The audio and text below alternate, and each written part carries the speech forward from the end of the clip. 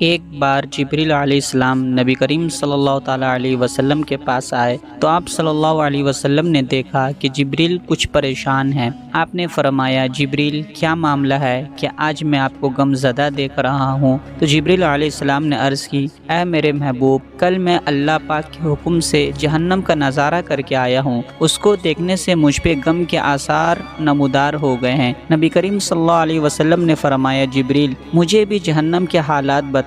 تو جبریل علیہ السلام نے عرض کی جہنم کے کل 7 درجے ہیں، ان میں سب سے نچلا والے درجہ میں اللہ منافقوں کو رکھے گا، اس سے اوپر والے 6 درجے میں اللہ تعالی مشرک لوگوں کو ڈالے گا، اس سے اوپر 5ویں درجے میں اللہ چاند اور سورج کی عبادت کرنے والے کو ڈالے گا، 4تھے درجے میں اللہ پاک آگ کی پوجا کرنے والے کو ڈالے گا، 3رے درجے میں اللہ پاک یہود کو ڈالے گا، 2 درجے میں اللہ تعالی عیسائیوں کو ڈالے گا۔ یہ کہہ کر جبریل علیہ السلام خاموش ہو گئے تو نبی کریم صلی اللہ علیہ وسلم نے پوچھا جبریل آپ خاموش کیوں ہو گئے؟ مجھے بتائیے کہ پہلے درجے میں کون ہوگا؟ پھر جبریل علیہ السلام نے عرض کیا اے اللہ کے رسول، پہلے درجے میں اللہ پاک آپ کی امت کے گنہگاروں کو ڈالے گا۔ جب نبی کریم صلی اللہ تعالیٰ علیہ وسلم نے یہ سنا کہ میری امت کو بھی جہنم میں ڈالا جائے گا تو آپ بے حد غمگین ہو گئے اور آپ اللہ کے حضور دعائیں کرنا شروع کر دی۔ 3 دن ایسے گزرے کہ اللہ کے محبوب مسجد میں نماز پڑھنے کے لیے تشریف لاتے،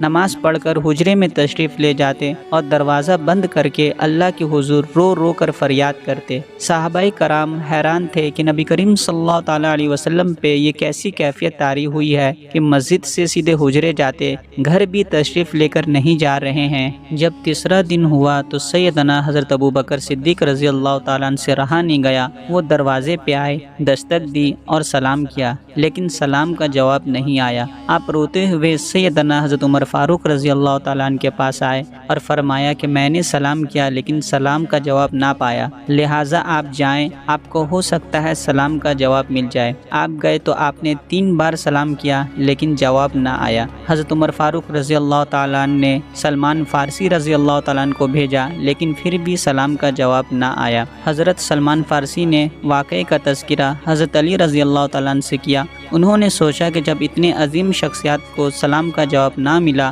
تو مجھے بھی خود نہیں جانا چاہیے، بلکہ مجھے ان کی نور نظر بیٹی فاطمہ الزہرا رضی اللہ تعالیٰ عنہ کو اندر بھیجنی چاہیے۔ لہٰذا آپ نے فاطمہ الزہرا رضی اللہ تعالیٰ عنہ کو سب احوال بتا دیا۔ آپ حجرے کے دروازے پہ آئیں، ابا جان السلام علیکم۔ بیٹی کی آواز سن کر محبوب کائنات اٹھے، دروازہ کھولا اور سلام کا جواب دیا۔ ابا جان آپ پر کیا کیفیت ہے کہ 3 دن سے آپ یہاں تشریف فرما رہے ہیں؟ نبی کریم صلی اللہ تعالیٰ علیہ وسلم نے فرمایا جبریل نے مجھے آگاہ کیا کہ میری امت بھی جہنم میں جائے گی۔ فاطمہ بیٹی، مجھے اپنی امت کے گنہگاروں کا غم کھائے جا رہا ہے اور میں اپنے مالک سے دعائیں کر رہا ہوں کہ اللہ ان کو معاف کر دے اور جہنم سے بری کر دے۔ یہ کہہ کر آپ پھر سجدے میں چلے گئے اور رونا شروع کر دیا، یا اللہ میری امت، یا اللہ میری امت کے گنہگاروں پہ رحم فرما، ان کو جہنم سے آزاد کر دے۔ کہ اتنے میں جبریل علیہ السلام وحی لے کے نازل ہوئے۔ اللہ تبارک و تعالی ارشاد فرماتا ہے وَلَسَوْفَ يُعْطِيكَ رَبُّكَ فَتَرْضَىٰ،